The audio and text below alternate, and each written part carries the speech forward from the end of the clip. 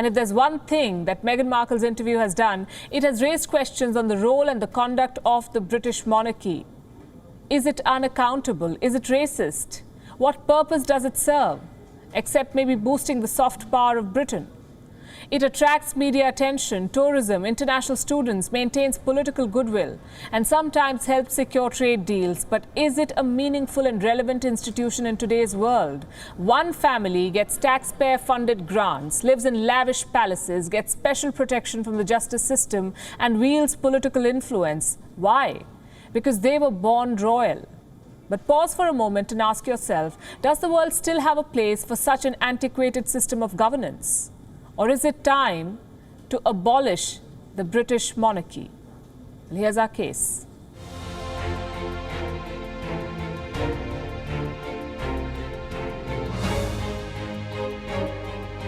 And we rejoice, Your Majesty, for the way in which you have given wonderfully in service to this nation.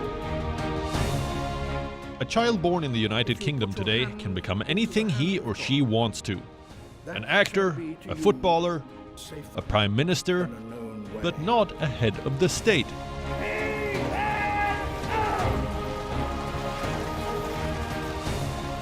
This year, may I wish you and His Royal Highness the very happiest of birthdays.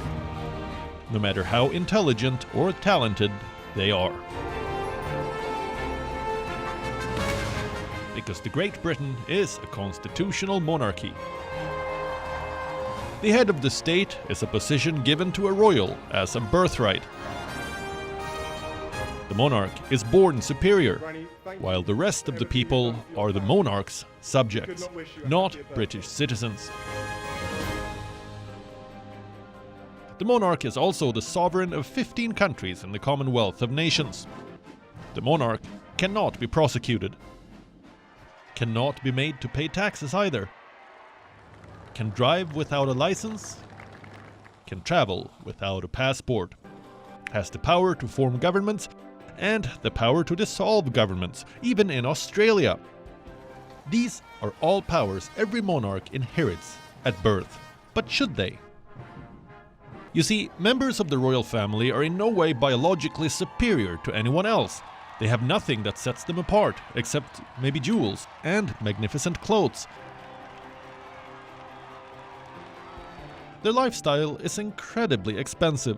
Accounts for the sovereign grant, which funds the Queen and her household expenses, show that the monarchy cost the British taxpayer £67 million between 2018 and 19, a 41% increase from the previous financial year. To add to this, the royal prerogative gives extensive and unaccountable power to the royal family. The monarchy can exercise its own judgment to influence government policy, political debates, appointment of the next prime minister, and the dissolution of the British Parliament. The Parliament, on the other hand, is simply prohibited from questioning the conduct of the royal family or discuss the future of the monarchy. The monarchy also undermines the proper recognition of merit as the hereditary head of state. The Queen is the governor of the Church of England, the commander-in-chief of the armed forces, and the fount of justice, the head of British judiciary. The monarchy says these are all ceremonial powers. But according to a report by The Guardian, there have been at least 1,000 instances when the Queen has been given a chance to shape a draft legislation to suit her private wishes. In fact, in February this year, a report revealed how the Queen had lobbied for changing a law to hide her wealth. The monarchy also makes it impossible to separate the church and state. For all its claims of being a multicultural and secular society, the Church of England discriminates in favor of one religion above all others. Because the Queen is both the head of the church and the state, making it impossible to disconnect the two. Of course, the United Kingdom is not the only one. There are currently 43 monarchies globally, but only a few are constitutional monarchies. and even fewer insist on claiming the moral high ground of being a democracy.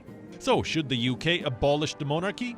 If Britain can leave the European Union in the name of sovereign rights, then why not? Bureau Report, WION. World is one. WION is now available in your country. Download the app now and get all the news on the move.